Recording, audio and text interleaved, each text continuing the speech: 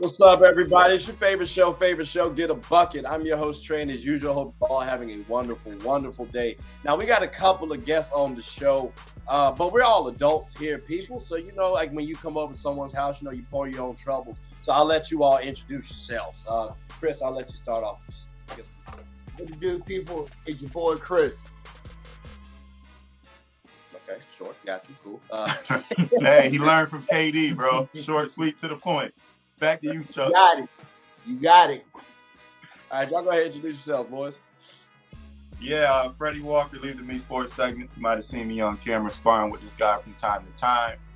Thanks for having me back on the show, bro. Of course, I love chopping it up with you about these sports, whether it be football, basketball, or sometimes even political talk. So thank you for having me back. I got my partner in crime with me, one of my best friends. I'll let him introduce himself. What's going on, world? My name is Ed Nelson. Trey, thanks for inviting me. I'm a football head. I'm a basketball guy too, but football takes priority over that. I'm a rookie to all this podcasting, live debate stuff, so I'm here to have a good time and pick some brains and give some knowledge. Hey, well, I mean, here's the thing. We just talking like we would at the barbershop, you know what I mean? This ain't nothing special. Like, we just out having genuine conversation like we do. My only thing is just don't drop too many raunchy cuss words a little bit. You know what I'm saying? You can cuss out here. You know what I'm saying? Like, just don't drop about too many of them though. You know what I mean? It's a little tough. But there's a lot of football that happens. Over Crazy week. You know what I mean? It's very, very catastrophic. I just wanted to say shout out to Stephon Diggs. Not in a good way though. But Tua and Jalen Hurts, yes, are they both the real deal? Like it, and if so, who do you like over the other? Like, now we let you introduce yourself, so we gotta let you go last. So and since we finished off with you, go ahead and which one do you feel like they both are the real deal, and then who do you go with personally? Well, I think they're both really good. The real deal is yet to be determined. Both of them, I think they both have a lot of work they need to do. I like Jalen Hurts more because he can be more impactful off of what he brings to the table, right? Dual threat, the guy, he's a machine, right? Dual threat quarterback, can take off, can run with the best of them. His issue is in throwing, right? Can he be a consistent thrower of the football? And if that answer is yes, then, we're talking about a guy who can move up into the upper echelon because the talent's there. The consistency just has to follow. And that's been the story for him over the last few years. I mean, if you look at last year, I give the guy a lot of credit simply because he drugged that Philadelphia team to the playoffs, and they weren't that good. And, I didn't really like the talk about how they were, media has this thing they do where they make something true that's not necessarily true, right? Oh, does he need to be replaced? Yep.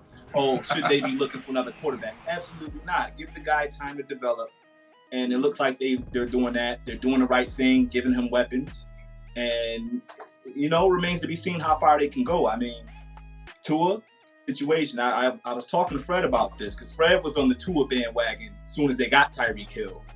And I was like, man, as long as they put the right system in place for the guy to be effective, he can do great things because he got two of the fastest players in the NFL on top of a decent running game with a pretty good defense. So they put the right pieces around him too. So it's just a matter of seeing what each of these guys can do going forward. But if I had to pick one right now, I would take Jalen Hurts just off of the sheer talent of him, not necessarily the situation around him.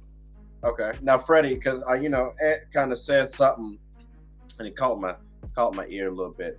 Now, he said Jalen Hurts is a dual threat quarterback. How I read that is Tua not. So, I mean, one. Do you agree with Ant on, they both, you still got to wait and see on the real deal part. but you go with Jalen though on your decision. If you had to choose, do you agree with Ant on that part? All right, so here we go. Because he said pretty much everything he said was fact. I think the Eagles did a great job since last year of creeping Jalen Hurts into a franchise quarterback role. Now, I think the first 2 games are as good as he's played, and especially for fantasy players. I know you always got to incorporate that now because everybody looks at fantasy. It's even better from fantasy standpoint. Now, I'm of the belief that you can't be running the ball 17 times as a quarterback, 17 times a game. I think the first game he had like 18 passing attempts and or 18 completions, 17 rushes. Like that's crazy to me. So I feel like what he's doing now is not sustainable. Okay. While also I feel like his coach has done a good job at knowing that that's going to be the way they can win in the short term. Until he becomes this guy that can really, really sling that football. Because right now I don't think he's necessarily a dangerous dual threat. I think a lot of teams just are putting up pretty good defensive game plans based around stopping him from running. Because he doesn't look to pass, really. I mean, now you have A.J. Brown as well, who is unguardable. But if you look at him, he's not even allowed to play to develop. And a lot of their runs for him are design runs, which is crazy. It seems like he could, sustain. They're winning like that, so it seems fine for now. But I just don't think, again, that makes much sense down the line. So, I guess I'm saying all that to say that, is he a dangerous dual threat? I don't think so yet, because I don't think his passing game is where it needs to be, right? Okay. I think a lot of teams are coming out with the wrong game plan where they're not taking away his running ability early. And, of course, if you watch football, if you start running that ball effectively, that sets up play action. That, of course, opens up the pass game as well, because now you bring guys down in the box and stuff like that. So I think that's more so what's going on. Now, I think if he end up playing, I don't have the schedule in front of me, but if they end up playing a Tampa or a team like that, that's going to shut your run game down, right? Even like a Green Bay, so to speak, right? They're going to shut your run game down out the gate, Buffalo, right? Now you got to be a passer who's able to complete 25 to 35 to 30 passes per game, right? Or if so I want to see him in that element. Now with Tua, on the other hand, to answer your question, I think Tua can run. I don't think he needs to run because he gets rid of the ball super fast. And kind of alluded to earlier, I'm high on Tua. Last year, I had some questions, but I was also impressed because of what he was able to do with Jalen Waddle. Like what Jalen Waddle was doing last year, he was annihilating teams. And it wasn't, people say, Tua he doesn't have a big arm. He's not able to get the ball downfield. Listen, 2 things. One, he was hitting Jalen Waddle with quick slants and all these short routes to where he's just getting the ball in these guys' hands. That's all you have to do, right? Get the ball in these super hyper athletes' hands and let them do the rest. So he's good at getting his reads, right? Going through his progressions, getting the ball to where he needs to get it to. And we saw that with Jalen Waddle, who put up some crazy numbers last year for a rookie, right? Now you have identical twins in Tyreek Hill and Jalen Waddle. I think these 2 players are the 2, and I'm going to go out right now and say something that may get some pushback, but I don't care. I think it's the most dangerous duo of receivers in the history of the NFL. You can talk Reggie Wayne and Marvin Harrison. You can talk Isaac Torrey Hope. You can talk Randy Moss and Chris Carter. These 2 dudes are uncheckable. They're way too fast. They're great route runners. They have amazing hands. They make big plays. They can do everything. They have no flaws in their game. And they don't really drop many passes. Tyreek Hill is catching stuff in traffic. So I don't think Tua needs to be a dual threat. Can he run? I think he can if he needs to, but his accuracy is amazing, and he's showing that now that he has some true weapons around him. So I'll definitely take Tua. Okay, I was gonna say I personally would go Tua, and it kind of just goes back to the college days too, because correct me if I'm wrong, but Tua stole the man's job, if I'm not mistaken. So I you know what I'm saying? Like, and that's what I look at it. All right, so like for you, knowing that Tua again stole the man's job. He did, yeah. Like how send him out of the who do you lean with? And won the championship. Send him off the team. You know what I'm saying? Like that's crazy because I didn't think they were gonna win it with Jalen that year. I'm just saying, but they won it with this random guy named Tua. Like, how you feeling now? Like, did Jalen kind of change that narrative, or is Tua still kind of on top of you? It's a mix of both. And the only reason why I say that because look at both and quarterbacks played the first two games of the season. Mm-hmm. Just keeping it stat. That's number one. Number two, Jalen literally had pretty much week one. Jalen literally won the game versus Detroit. If it wasn't for him, Detroit would have given the Eagles at the first L of the season. But can we really put a lot of stock in this? I'm just saying. But go ahead. I'm gonna cut you off. I gotta agree with him though. I think Detroit and New York are two teams that are gonna surprise people this year. Tough team, Exactly. All right, so instead of winning 3 games, they win 5. That's shocker. Okay, Right, but no. I mean, literally seeing it up close Sunday. Yeah. Tua is just a hair notch over Jalen.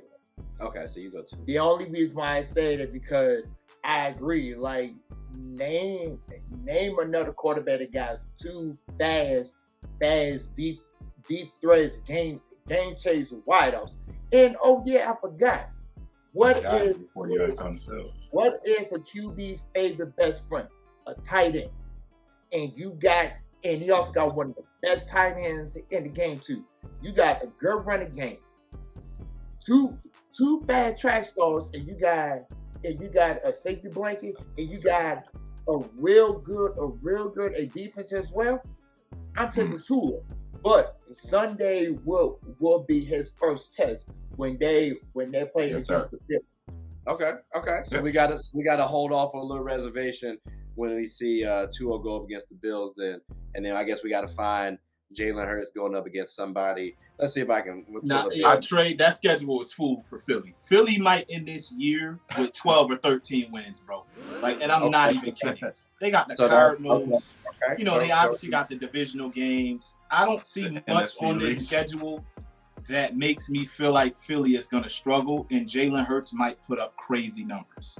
Simply because this schedule toughness is not high at all. So can we say that Jalen Hurts could be in the MVP discussion this year with like crazy stats? No. I'm just saying, no. The narrative. MVP was won. MVP was won yesterday by Josh Allen. On your team, you're viewed as the person who's kind of dragging the team along, and people like to favor the quarterbacks too. Why does he not get the nod for the MVP award, especially if they're a high seed? I got an answer for you. So one, he's in the NFC. There's no attention over there in the NFC right now, right? All the fun and excitement is in the AFC because all the Super Bowl contending teams are in the AFC. So you have Josh Allen over there. You have Patrick Mahomes over there. You have Herbert over there. You have some of these guys that are going to put up big, gaudy numbers, going to win a lot of games, going to be on national TV more, right? And they're going to do it for whatever it's worth, whether if we want to respect it or not. And Lamar's going to be here as well. They're going to do it the conventional way that these older, archaic, right, football minds are like, who are voting for these awards, right, are going to say, we like these guys. We've seen it happen in the past with some guys who didn't win MVP, who look like Jalen Hurts, who played like Jalen Hurts. But I think Jalen Hurts even has slightly less of the pass. And yesterday was a brilliant game offensively. Don't get me wrong. That's the best game I've ever seen him play, right, from a complete standpoint of being able to pass and run the ball. Minnesota looked putrid after looking great versus my Packers, which made me mad. But I think it's going to be tough for him to be in that consideration because of all those things going against him. They're only talking about AFC this year. And it's a narrative-driven award. Like, we know that. Like, the storyline got to be attached to it, right? You look at Josh Allen, who's going to put up monster numbers. The storyline dates back to Kansas City, right? Oh, look how they lost, the 13 seconds, etc. Then you go Patrick Mahomes. The storyline's there. Oh, there's no Tyreek Hill. Mahomes is going to struggle, or will he struggle? Or how will this team look? Then you go Lamar Jackson, right? The contract issue. Yep. The man should be paid.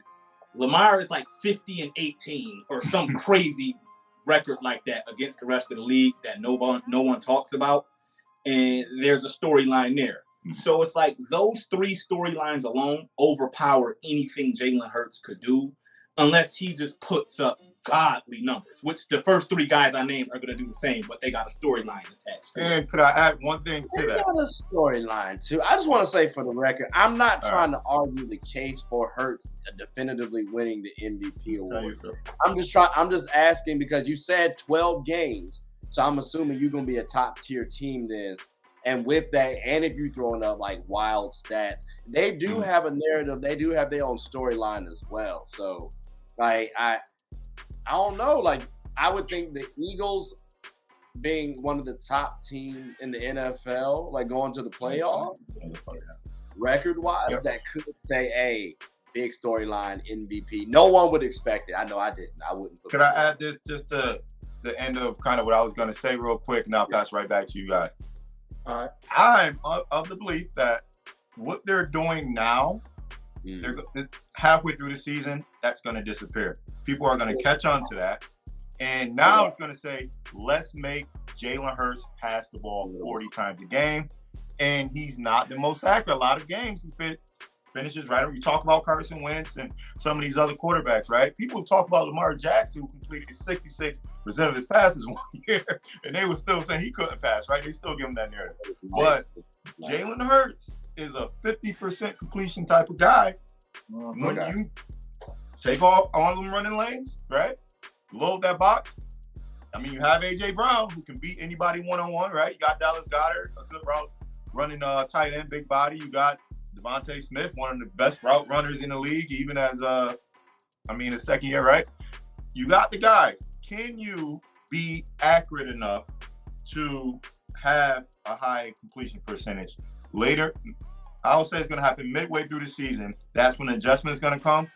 The guys getting jammed at the line, the box is loaded. What are you going to do? That's what I want to see, and I think that's when we're going to see who Jalen Hurts really is. And I think his numbers are going to take a dip. Because you take away his legs, you take away half that offense. Here's where it gets fun. Because look at the Eagles' schedule. There's 3 games that stand out. They got the Packers, the Saints at home, and the Steelers. That entire schedule from that point forward is winnable. They got like the Texans, the Jaguars, the Colts. Like, I don't know though. Jaguars look all right now. The Texans defense look all right now. Jags get a little tricky. I don't like going on FanDuel and betting against the Jags sometimes. The Jags look all right this year. They look a little tricky. I said, like the man said, minus the future NFC, at least whatever the case may be. Dallas defense this year. I said, just like your man said, if they can survive those 3, especially the Jacksonville game, which some people want to call it a trap game. It depends on where it's at. And then of course they got your annual rivalry game with Pittsburgh, and you got the Packers. If you can get those 3 games and the rest of your division is completely trash, he really got to take his numbers to a subpar mid MVP level.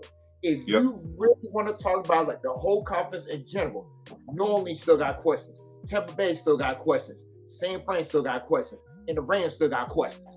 Yeah. This is the year.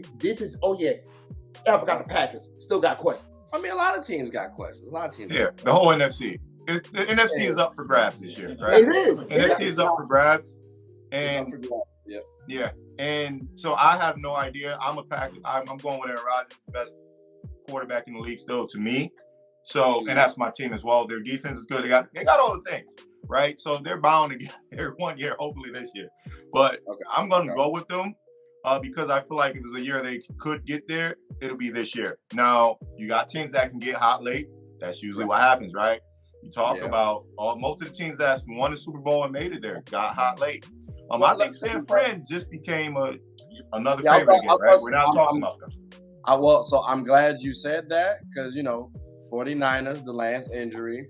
Like, it's tough. Like, I was rooting for Buddy, Trey Lance. He broke his ankle, if I'm not mistaken, right? Like, and I'm rooting for Cubs because, his name is Trey. And How y'all doing?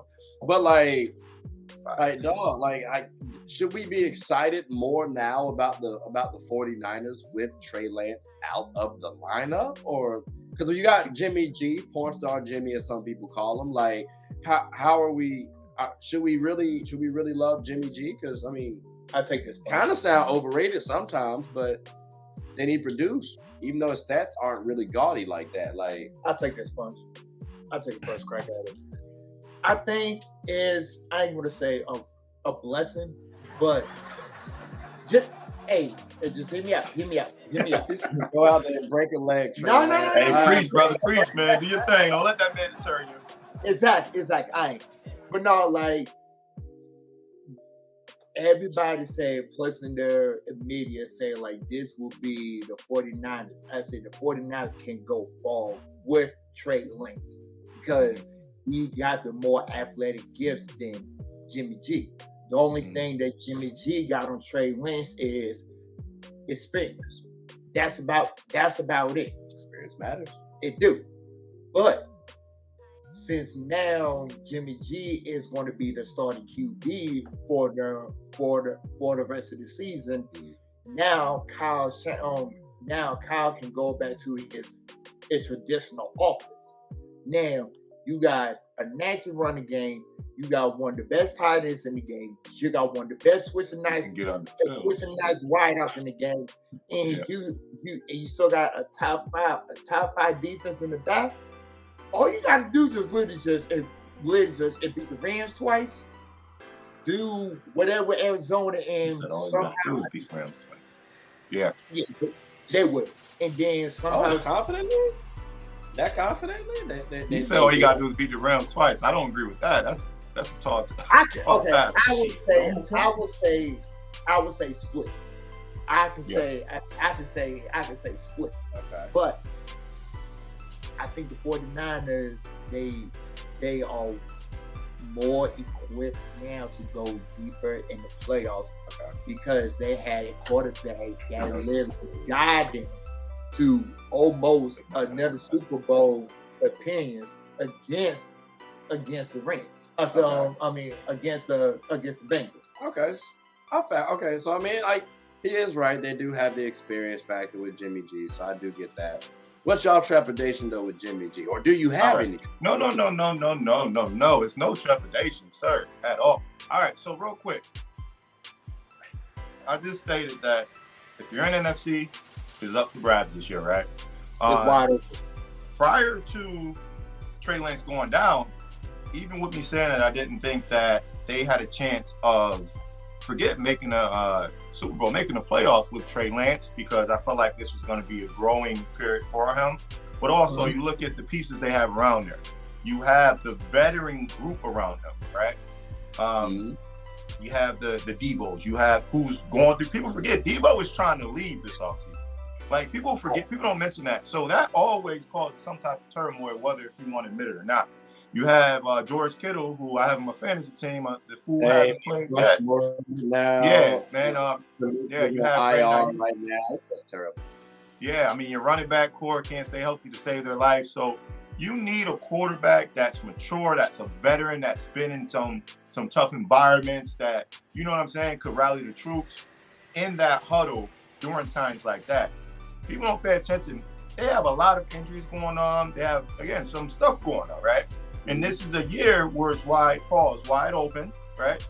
In the NFC, you have a chance to do something. That can be pressure for Trey Lance. And, I mean, we watched them play Chicago. Chicago is a team that's trying to figure it out still, right? We saw that last year. They have a young quarterback. Trey Lance looked terrible in that game. People tried to blame it on the rain. Damn that rain, man.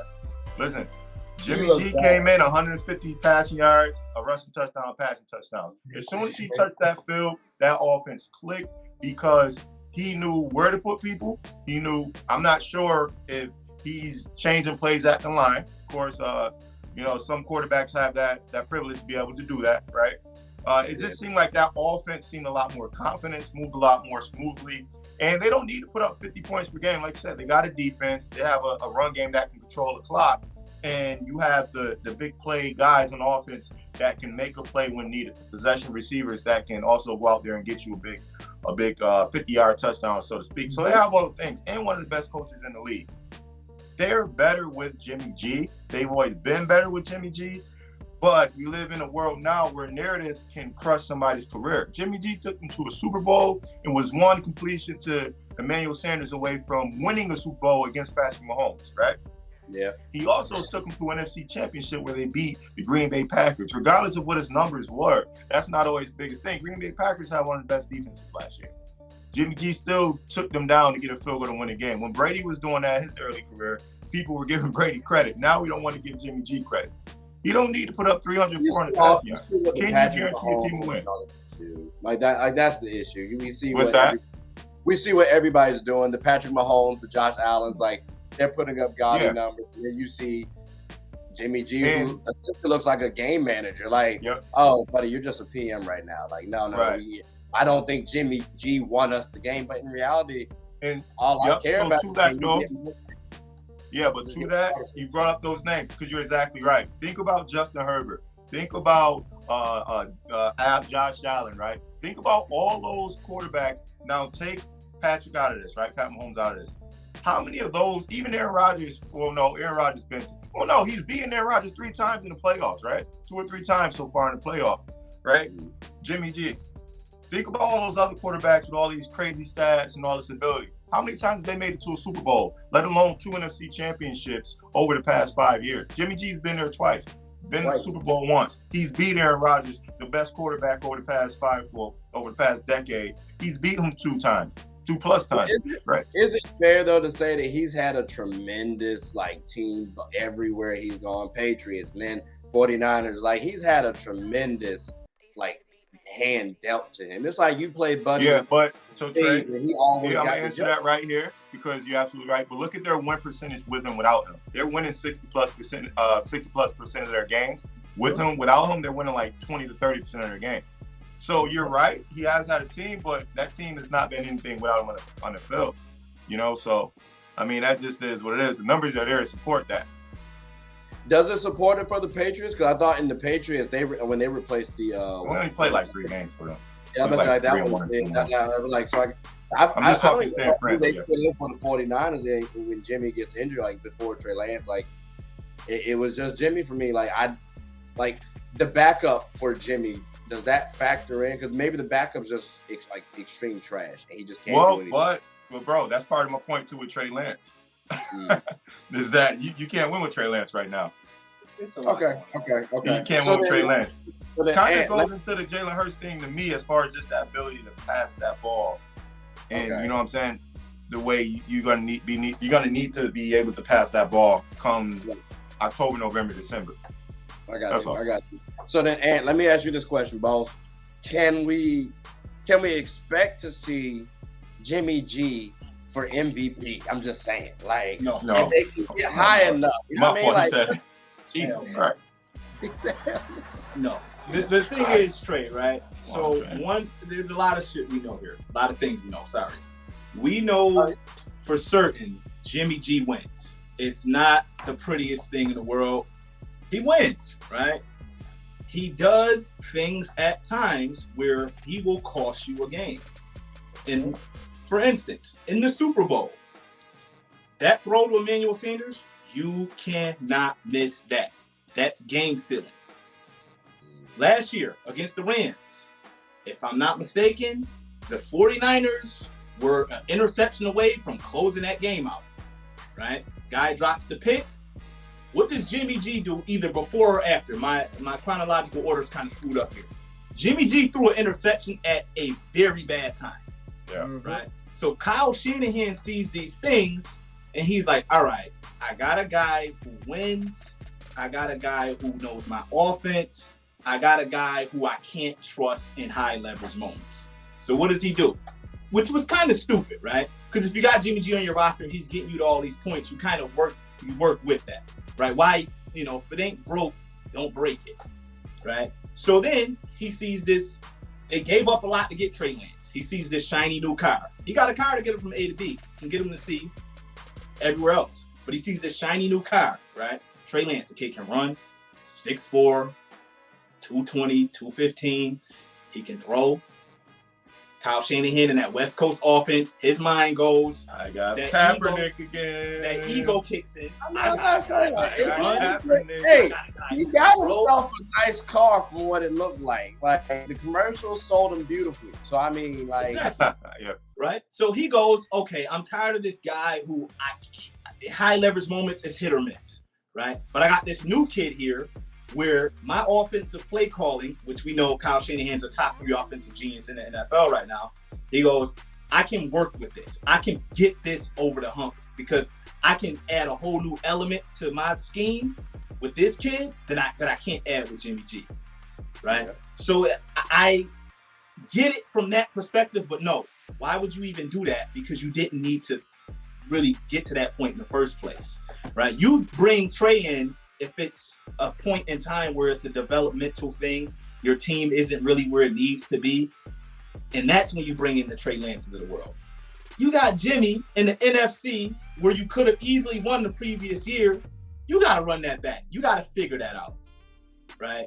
Instead of just revamping a new kid who's going to go through his growing pains, who I think eventually will be good because you can't be bad in a Kyle Shanahan offense. It's the West Coast offense. It's built on play action. It's built on an intermediate game in the short game. You can't be bad in that. With a guru play caller like him, and you know his dad in the cut somewhere giving input, you can't really screw that up. So they're lucky they were able to keep Jimmy, and they're lucky Jimmy don't have an ego. Because if Jimmy was on some BS, it's like, nah, get me out of here. Y'all want to replace me? Nah, I'm not coming back here. Get me out of here. I'm out of here. Yeah. That's what could have happened, but they're lucky. That's right. They're lucky Jimmy is a professional, as they call it. And you just, let teams do whatever they want. They call you a professional. They don't do whatever they want at the end of the day. So yeah, I do kind of wish Jimmy G was on my squad personally. Y'all can have Baker Mayfield. Who's your team? Panthers. Oh, shoot. Yeah, we're not gonna talk about it. We're not gonna talk about it. It's not on today's agenda. I just want to throw it in there. Yeah. We won't go down that road. We're in the running for Jimmy G. Quick question, and I mean it can be rhetorical, or it's not even a question, I guess. But I forget who said it, but it actually made me wonder why. Well, I guess I know. Anyway, so the question somebody asked was, why do we have to rush quarterbacks into becoming franchise quarterbacks right away? Why don't we allow them to sit behind veteran quarterbacks for a year, 2 years, like it used to happen in the past, right? At least a year, right? You think about the Aaron Rodgers of the world. But yeah, you have some quarterbacks who sat and came out, they learned the game, the pressure was not on immediately. Yeah. And then boom, right? Now, after your veteran has one bad game. But the reason why, though, I feel like is because of the Patrick Mahomes of the world. Like, people expect you to be good within 3 seasons. If you can't give me something, or I'll even say 2, because the first year, all right, he's young. After that, no, he needs to tighten up. Like, the world's just impatient. Like, even in basketball, like, we expect, okay, he didn't produce his rookie year. We let go of Lonzo, my boy, and we didn't think long term. Like, he was going to move, bro. We was a 0.3 rebounds and 3 assists away from averaging a triple-double for the season. Like, chill out, but people don't like think long term. De'Aaron Fox playing better than him one game created a narrative that just dragged for no reason. A very good basketball player and getting better by the year. So I get what you're saying. Yeah, and you know what I'm saying. And mind you, we don't even mention that Lonzo was dealing with his mama having a stroke back then. So like that happened when De'Aaron Fox played him. You're a professional. Like, you're not professional at the time. You're supposed to hoop still, but like stuff like that is going to weigh on you. I'm quite positive. Right. So we saw what happened when everything was going well for Lonzo Ball. He cooked De'Aaron Fox, but again, we just are way too impatient with people. So right. I was cool for Sam Darnold, not trying to get on the Panthers too much. I was cool with letting him start personally. I understand why you let Baker start, but I think Sam, hey, bro, give him another shot. He got gypped a little bit on the Jets last year. He was looking like a white Michael Vick out there before he got injured. I'm saying it. Michael who? Michael Vick. He was moving them puppies out there. I'm trying to tell you. Michael Pick. My man said Michael Pick. Matter of fact, bro. Your statement you said is like legitimate too, because when we had a Joe Flacco, I think it was the year that we drafted at Lamar. Mhm. John said it's time for a change. And then as soon as we put Lamar in that same season, we won the division. 2 years later, number 1 seed won the MVP. Yeah. I mean, people are impatient. You just got to put a little time. Social media, bro. Social media. Yeah. That is true. That is true. Social media, man. Now, I kind of want to have a little quick question for y'all fellas. Talk your talk, brother. I did talk about my man Stephon Diggs. Stephon Diggs, listen, first and foremost, bro. Like, I was up 40 in my fantasy league, and I lose by 0.5. Like, let me say that. Yes, bro. I came in there to check strictly for formality. Wow. Like, wow. I'm looking at week 3, dog. Like, let me pull up the exact. It's heartbreaking, dude. It's so heartbreaking, dude. You wrong? It was. Hey, man, you need to. Oh, man. Wow. I ain't gonna hold you. I wanted to quit. Yeah, so I lost 143.18 to 143.6. And he had Jalen Waddle and Stephon Diggs, both of them go for 40 plus. Hey, dog, Stephon, I guess. Thank you. Cool. But I'm not trying to give this man's team too much credit because Nick Chubb out there did his thing too. Talk were about y'all impressed by? And I'll read off the stats real quick. We had Stephon Diggs with 3 touchdowns, 148 yards. Okay. And then we got Nick Chubb. Hold on, where is 85 yards, 3 touchdowns? Yeah, he had like 3 touchdowns his damn self. Which one was more impressive for y'all personally? I wasn't that impressed with Stephon Diggs, but I already told y'all why. Y'all can already see why. I don't know if anybody else want to go first, or I want to just jump on top. Who was more impressive between Stephon and Nick Chubb? Yeah. Stephon. Because is it yard? You look at that situation, right? Buffalo is out of control right now. Trey, I work in Buffalo 3 days a week. It's a very crazy place right now. Like, the energy is insane. The energy is insane. People telling me, they about to go undefeated and win the Super Bowl and Josh Allen win the MVP. And I'm like, guys, it's week 2. Like, y'all great. I got y'all in the Super Bowl, but it's week 2. Let's relax a little bit. I'm glad they forgot about the 4 straight losses in the Super Bowl. At least that's. Don't you say that in Buffalo? Yeah, man, you trying to get me indicted? You trying to get me indicted straight? Get a shirt. Knocking on my door. Oh no. But I definitely think Stephon's more impressive because it's Buffalo's first home game. That stadium was out of control, and they're playing angry. Again, Buffalo has that narrative going on, and that what he had, 10 for 148. Something crazy. Like 2 or 3 in the first half, something like that. Like, it's tough for a receiver to do that right now in the climate of the NFL because typically a guy like Stephon Diggs is the focal point of the game plan. Like, he usually won't even get the opportunity to kill like that. The fact that he's doing all this, having those kind of numbers, it's insane. Because he had a similar outcome in week 1. So, I would give it to the receiver because his job is more dependent on so many other things other than just being able to catch the ball. The quarterback got to get it there. The offensive line, got to hold up so your quarterback can get it there. So with so many other factors, I'm just going to go with Stephon. Like, it's just a lot going on right now in that Buffalo offense and that Buffalo team. Okay. Is that how you and Chris and Freddie, y'all agree with that, or anybody any love for Nick Chubb? Oh, not in the slightest. I got mad love for Nick Chubb, but I don't know if Chris wanted to go first or not. Oh boy, on the comparison tip? Oh no, honestly, I got it. Hey, Ian said it at best. Oh, so you on? Oh Listen, team did. when you have not won a Monday Night Football game since 1994, and you literally blow out a good Tennessee team like that, excuse me.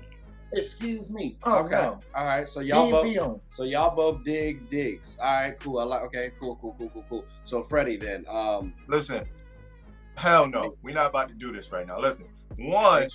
No. We are, it's Nick Chubb without a doubt. Listen. So all right.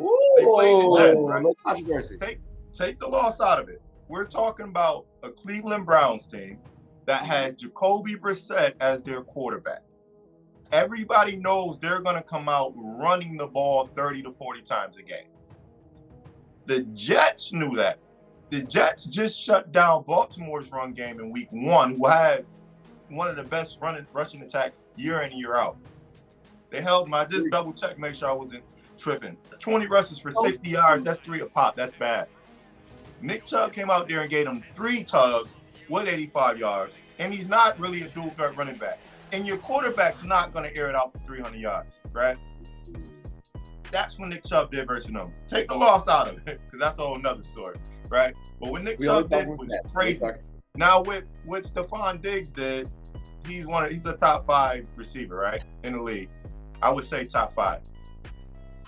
Yeah, he's top 5 with a top 5 quarterback in the league, with a top 2-3 team in the league. I'm about to say, playing against Tennessee is in shambles right now, right? Tannehill is shelling himself. Their offensive play calling is trash. Derrick Henry can't get nothing going because Tannehill can't pass. Their number 1 receiver just came off an ACL injury. Tennessee just lost to the New York Giants, who I think is getting better and playing better over this past. I think they're going to be a potential playoff team. Right. Stop looking at so I'm not saying that they shouldn't have lost to the Giants, because I think the Giants are going to upset a lot of people this year. What I'm saying is this: Tennessee was a playoff team, a threat, a dangerous team last year, and now they're shelling themselves. Okay. So Stephon Diggs they got undressed like that on national TV in Buffalo. I know y'all probably never been to Buffalo. We live right down the street, right? We right down the road. Listen, in Buffalo, Buffalo fans eat people, bro. They jump through flaming tables. They do all types of crazy stuff, man. That's crazy. So, no. I'm not surprised Diggs did that at home. I don't want you to be targeted. No. Honestly, like that's real facts. Like, I'm saying, like, a fan point of view. If you're talking about a crazy, raucous, ball-out fans, I've never seen a passionate fan football town than Buffalo. I mean, if you're talking about a team that has not did nothing for decades, and now that's one of their best teams they had since the 90s. The atmosphere here is crazy, bro. I'm going to tell you something. Listen, y'all probably don't know this. Yesterday, everybody in Buffalo had a half day because the football game was Monday night. That's funny. Yeah, that's how dedicated Buffalo is to this team, especially right now that they're winning. And I'm not making this up. Everybody had a half day yesterday in Buffalo. I am not making this up. Look it up. That's funny. That's hilarious. He worked there. I will say this about Buffalo. I got them in the Super Bowl at a minimum. But they have to win it now. If you don't win it now, this is going to cause a lot of problems. That run game never come to life, man. Because of what they've been through the last 2 seasons, you have to win it now. Mm-hmm. With Kansas City being weakened, right? Yeah. Without Tyreek Hill, Mahomes being a kryptonite to the entire AFC for the most part. You know, his back is against the wall right now, right? Buffalo has this super pissed off team. They ready for war. They gotta win it now. If not now, then never. Okay. This is the year. This is the time. It's too hard to win in football. So next year might not even be a thing. They gotta win it now. The energy is there. The momentum is there. I've never seen ESPN cover the Bills this much in my lifetime. I've never seen this before, Trey. It is crazy. It is pretty weird, seeing because it's so close to home. We just think of them as like a backyard amateur team. Yeah. You know what I'm saying? Now it's the Bills are favored by everybody in ESPN and all this stuff. win the Super Bowl. I just want to let the Bills fans know when y'all watch this, just know I didn't call y'all crazy or nothing like that. That was these two gentlemen right here. I ain't call them crazy. They crazy. They know I they ain't call them crazy. crazy. I call them fucking freaking psychopaths. Psychopaths. Psychopaths. See, there you go. You gotta meet one to really understand. I was gonna say, Matter of Our fact, mascot wore a straight jacket, man. They're psychopaths. we about to change it. We about to change topics though. And Freddie, I'm gonna need you to stop looking at my agenda though, because like you talked about the Giants, and I did say Saquon. You know, is he the best NFL running back? And the reason why I asked that is because the Giants here are 2-0 now. Again, I'm a Panthers fan, and I feel like we were cheated, so they should be 1-1. But you know, it's not really. We should be 2-0, but that's another video for another day. Is Saquon Barkley the best running back? Because personally, if he ain't played the way he's played, these Giants don't win the games they won, and they barely beat us. So I mean, is it time to consider Saquon? I know it's early; it's only 2 weeks in.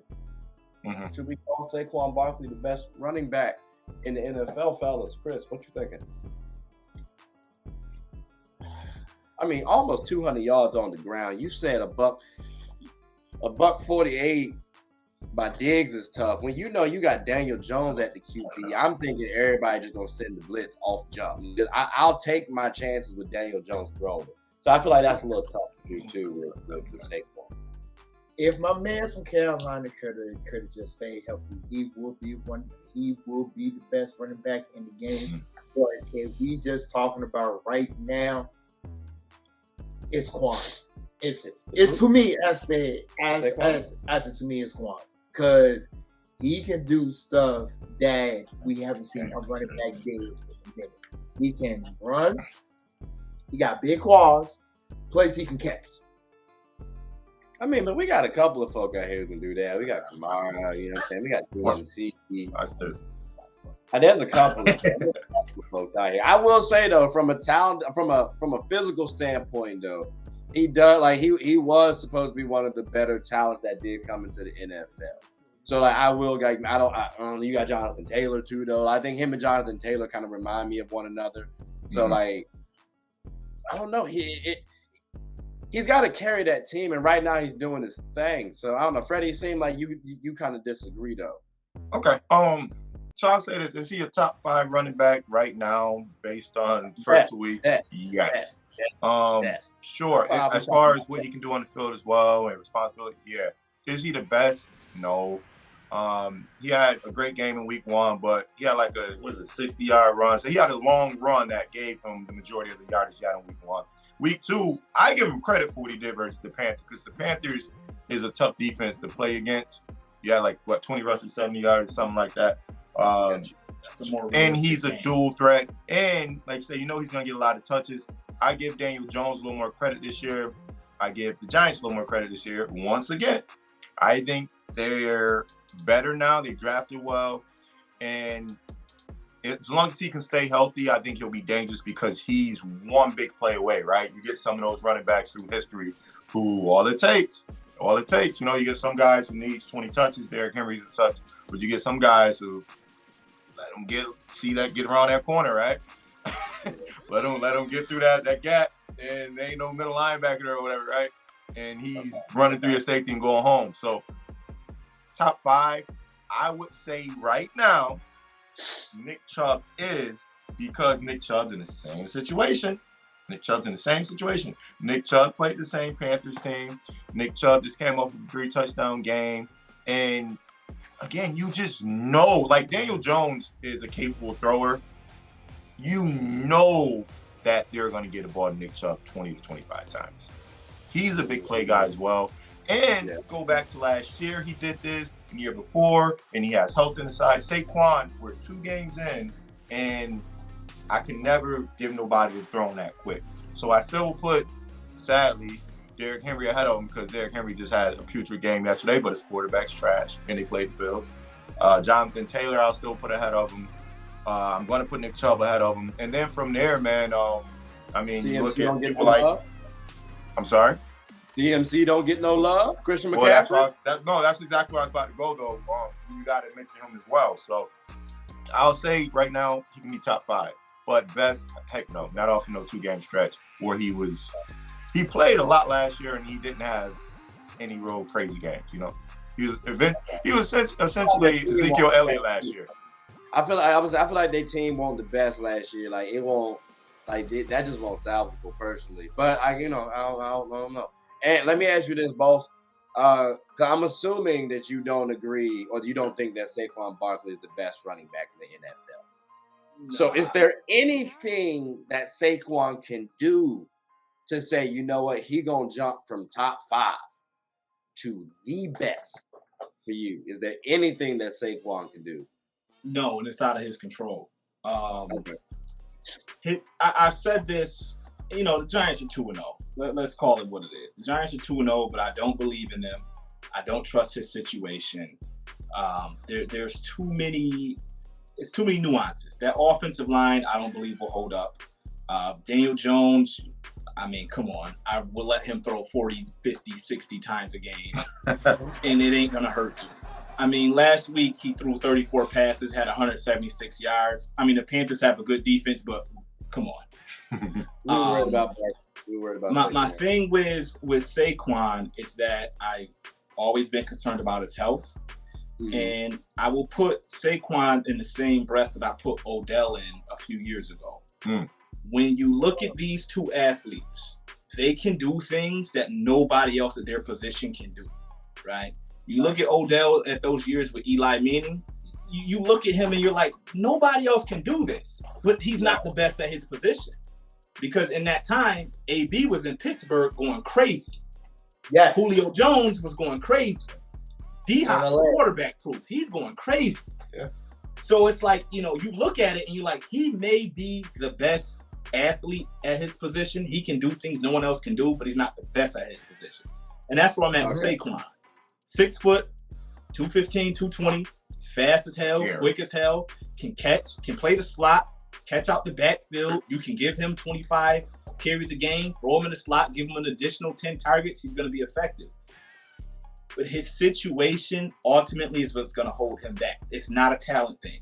It's a situational thing. And running backs don't have much control over an NFL game at this point. And over the last 12 to 13 years, per se.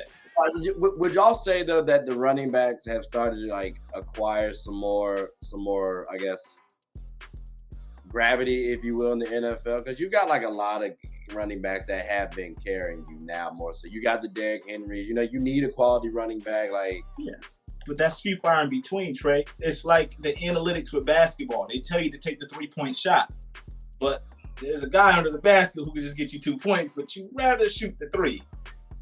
NFL, I got a dude back here, or I can just give him the ball 20 to 25 times, set up my play action, but I'd rather just start throwing and eventually give him the ball. Can we put a bookmark in that? Because I think Chris, do you still have to go? Or no, I'm good. Oh, okay. I do want to put a bookmark in you saying that. I don't want to cut you off. Yeah. I just want to, because I want to make sure I remember you saying that. I think we'll talk about that before Mark. But and it's, you know, the running game is a key point to success, right? Mm-hmm. But the NFL neglects that until it happens, and then you're like, oh, this dude actually had a good game in this Super Bowl. Mm-hmm.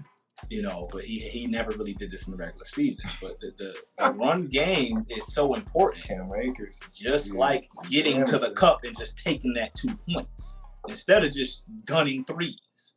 You know, so it correlates, right? I think it's a game of analytics. It's just football never called it analytics. I don't know what they call it. What is it? Next gen stats, some old crazy, stupid junk like that. Like, yeah, they get into all that. It's the football version of analytics, right? And I don't, you know, it is what it is, but it's all situational based. And I can't give Saquon the best in the league, most talented, I'll give him that. He can do things. Most talented for sure, yeah. Most talented. Best? No. Okay. Well, the other thing, if we're gonna try to deem Saquon the best, I think we gotta put DeAndre Swift ahead of him, right? Essentially, if we're going by just those first 2 games, if you look at what DeAndre Swift has done with the Detroit Lions, then I mean, and he's a dual threat for real. Then now is the argument still going to stand? We know DeAndre Swift isn't the best running back in the league, but right. You know what I'm saying. So I think that's why for me, I always have a cause for pause. We got to see if he was healthy last year and doing this, I'm like, okay, he's out to set the tone and make a statement. But last year he was mediocre at best. I mean, but look at the Cincinnati Bengals before the Joe Burrow stuff started taking off. Joe Mixon was in the trenches winning 4 games a year. Mm-hmm. He was getting them 1,200 yards with those 300, 400, 500-yard seasons from the receiving perspective. So, Joe Mixon is a guy who will never get mentioned, but I'm here to mention him. Look at his numbers. As a legitimate top-tier running back. He's on my brings to the table. Buddy, solid work. Buddy been doing The solid. The aesthetics might not be there, but the numbers say otherwise. Hey, that's for start. Like that's for certain. And Freddie, I'm glad you said. I'm glad y'all said most talented. Okay, cool. I can see that.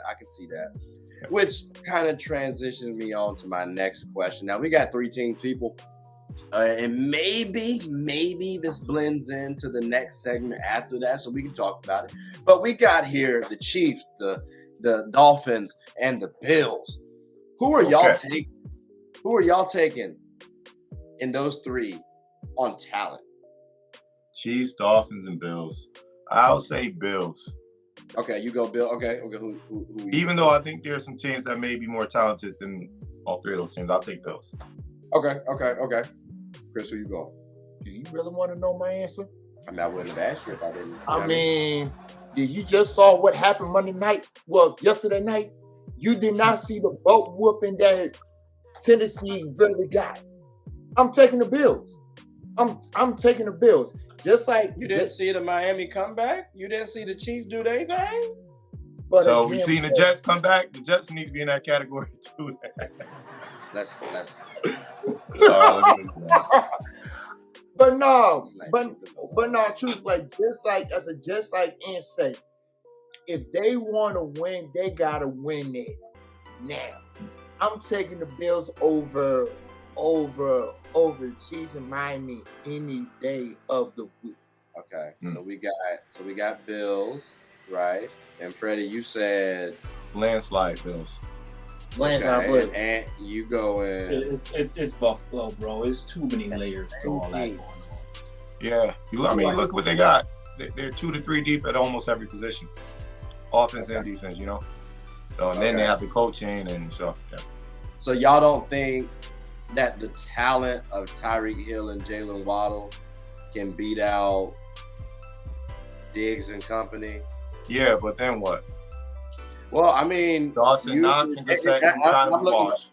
Yeah. So and maybe this is me looking at it from a basketball perspective, but I know that you got like a better duo, right? And I know there's differences between basketball. But Josh Allen is just better than Tua. Tua will have to match Josh Allen, and the Bills' defense is great, so that will put some hopes to that whole Miami on all 3 levels. Great on all 3 levels. It's Von Miller 25 again, in case nobody noticed. Right. Von Miller's 25 again. Tre'Davious White isn't even playing yet, to the best of my knowledge, and he's a top 4, top 5, top 3 corner. Yeah. And then you got 2 ball hawking safeties with 2 linebackers that can cover. Your offense is in hell. Yeah. Like you can't really, that's Von Miller chasing you down. That's 2 safeties that are ball hawks and 2 coverage linebackers who gonna light everything on fire. Yeah. That neutralizes Tua to some degree because Tua, what he did against Miami, I mean what he did against Baltimore, I respect it, but that's not realistic. Well, there you go. Miami's defense is not going to shut you down. Their run game is not going to outrun you. They're going to have to play this high pace off. Honestly, Miami looks like the Chiefs right now, offensively. In that they can't run the ball to dominate the game and control the clock. They're not going to dominate on defense. But you may get one of these games because you have these 2 guys who don't even run a play, just run. Literally. These 2 run on 3. Ready, break. And guess what? But that's a lot to worry about, though. Now you got to stretch the defense out in Miami. I'm just saying, if you got these 2 talented wide receivers on your team, if you're able to score, and in football, speed matters. In basketball, someone's faster than me. I don't care because I can still stop them. It's about angles, and I'm sure you can as a corner. You can get them a little, get a little aggressive with them. I haven't played football though, so I'm gonna leverage y'all a little bit on this. But when I'm thinking these two players, I'm thinking maybe they can cause a little havoc for that defense. And I've seen defenses struggle, even great defenses struggle. So I'm like, I am curious to see how that would shake out. But I also do know, as a Panthers fan, a good offense can get smacked around by a great defense too. So I mean, I do hear y'all on the defensive aspect. And you got a hot take. I don't know what this is going to be. So, a hot take though. The best, the matchup that can bother the Bills the most is neither of the other two teams we named. Granted, I love them. Save it, because I was going to ask y'all. You know what? Hold on, wait. All right, so I'm assuming y'all gonna say the Bills in the Super Bowl. Like that was kind of going. I don't know about all that, but I got the Chargers. I got them, and this ties into my point. So that's what I'm saying. Save it, but we already here now. Okay. But we here now. Let it flow. Go ahead. Okay. Yeah. So the matchup for the Bills that will give them problems. Okay, let's go through this here. We're gonna start at the top of the AFC. Kansas City, love Mahomes, loves Andy Reid. That is a sketchy defense. They lost some firepower.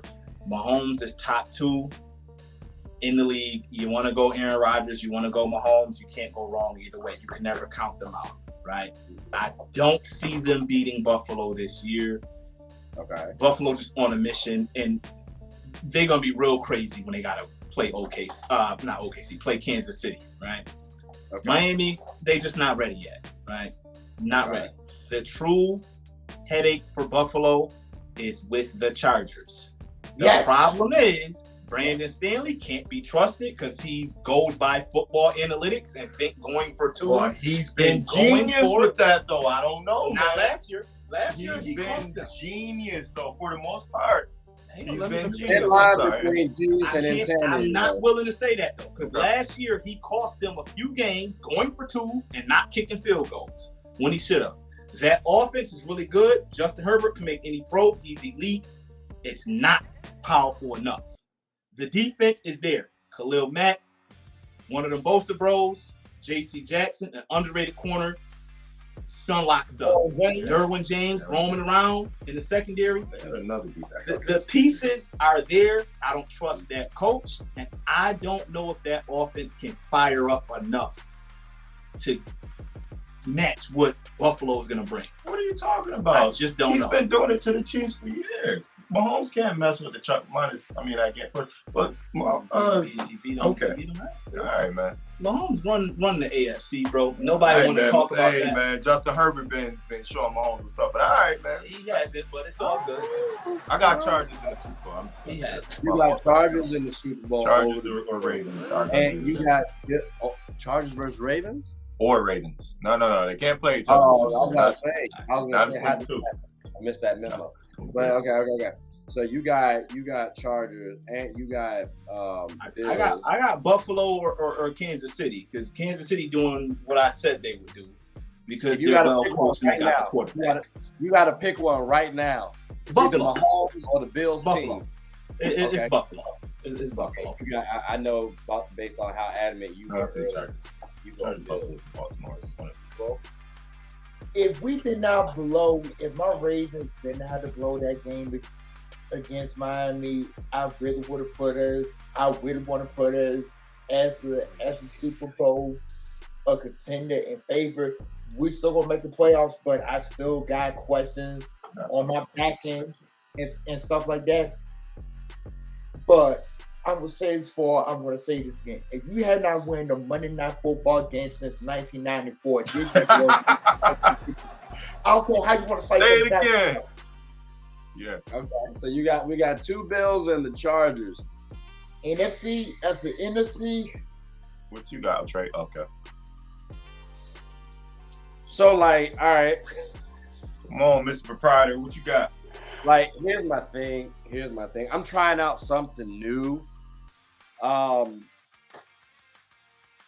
Sneakily. You trying to go viral with this one? Jaguars aren't making it, brother. I might go Raiders. Okay. You know what? Nah, never mind. I can't even act like that makes sense.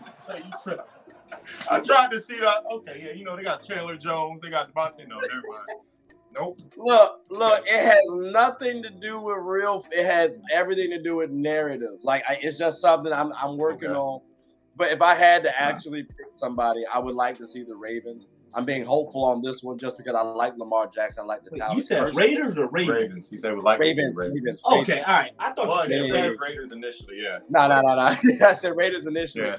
But the reason I say Ravens because I like Lamar Jackson. I think he's one of the most impactful players in the game, if not the most impactful. It's just the team around him. It's a little shaky. Yeah. But he might be able to make something work. But it's similar to the Mahomes and Rodgers thing for you guys. I kind of think, all right, well, as long as Lamar don't get injured, they have a fighting chance. And that's just how I look at it. So I think they can beat any team up there. Like I mean, as a Ravens fan, I 1,000% agree with you. But our issue is our DB. It's our back end. And y'all wide receivers be shaky. No. Yeah. No, like our corners. I said our corners are free. I said our corners is going to be our weakest. But like, we got ball hating safeties for that. Yeah.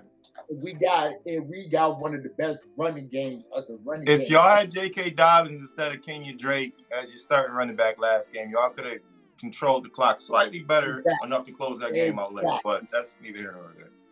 Exactly. Okay. Right though. Okay. I'll say this. Week 4, Buffalo has to go to Baltimore. Well, I had this looking at my agenda, dog. My man say, yo, man, what the hell wrong with y'all, man? Hold on. I'm reading my rhyme, man. I'm going to say this. I will be at that. Why you just now saying something? You supposed to be getting Lamar Jackson is so dynamic and so great at controlling the game and having the impact that he has, right? The problem with the Ravens is that there's nothing that scares you on the outside. Nothing. That's why those guys are good, but there's nothing that scares you. And Steve Young hit it right on the head a few weeks ago. He said, listen, if you put a passing game around Lamar Jackson, you'll see the greatest football player you've ever seen in your life. That's why I've been saying. Thank you. That's what I've been saying. The fact the Baltimore Ravens are stuck on this running kick, it's holding him back from maximizing his potential, and we already see what's going on. From him just out doing what he's doing right now. Yeah. He's being held back from maximizing his potential due to the lack of throwing. Now, it's not Lamar's fault.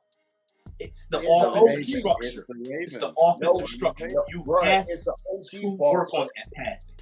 It's annoying. If I'm a receiver, I'm not going to Baltimore because I don't want to block 20 times a game. Thank you. And when you got Willie Snead and Sammy Watkins and all these other so receivers. Rashad Bateman. These dudes are good. Well, Duvernay been Sammy was good. He don't scare you. But it's nobody elite. Like, give him Stephon Diggs. Throw him on the Bengals, even with the receiver that's going to get open without you needing to throw him open. You know what I mean? Like, I'm waiting for that. Put him in a traditional offense. Don't have him just running the ball all the time, because now he is one real mean hit away from ending that career. Like, but I think he's brilliant with avoiding. Even his injury he had, I believe, was from him running an open field. You know, I think he's a brilliant with avoiding that. He's not Carson Wentz. He ain't gonna sit in the pocket and extend a play and tear both of his damn ankles apart. Yeah. Someone gonna catch you slipping. But real quick, fella, because we got the Would You Rathers, right? So that's the segment we own. And again, real quick though, I gotta say this. If for whatever reason Tua falls off and Miami doesn't look good later on in the year, Baltimore gonna franchise tag Lamar. But I'm trying to find my way to Miami. So that's the hot trick. Told you. I'm trying to find my way to Miami. If I'm Lamar, boys saying the same thing. Like, people are saying the same thing. One of my boys did that, and he was like, he should go to Miami. But would they make that move, especially with Tua? Nah, you make that move, bro. You make that move. I'm sorry. Yeah. There's nothing Tua can do. So That's out of his if Tua balls out, and Lamar says, you know what, I want to leave and I want to go to Miami, you make that move? Hell yeah. Oh, hell yeah. You brought KD Okay, to the Warriors. For Baltimore, it makes sense But if Tua balls out. Yeah, but matter of fact, if people don't get this last thing, if people don't get it, guess where Lamar's from? Florida. He Yeah, he's a Florida boy. It's his hometown. So okay, so pretty much if you're a Miami fan, you want Tua to ball out so that way you could possibly trade him for Lamar. Is that fair? Yeah, Well, if you're a Miami fan, you want Tua to ball out so that you can take off, and he already knows the offense. And if he pans out to be, and honestly, if you're a Miami fan, you want Tua to ball out because you want this to be a homegrown player. Because you think about who he came in, Justin Herbert, and was Burrow in that draft as well, or Trevor Lawrence? Yes, he was. Yeah, Yes, he There was was. a few great quarterbacks in that draft, and they were questioning that they drafted Tua early on because he was hurt, and it didn't look like his arm was what it's supposed to be. So if Tua pans out, you feel good about that draft, right? You can brag about that. So I think they want Tua to play good and stay there and to win there as a homegrown quarterback. Yeah, you want that. But if Lamar called, you picking up the phone. Like You might it ain't much. It ain't much to do with Two things can be true. Okay,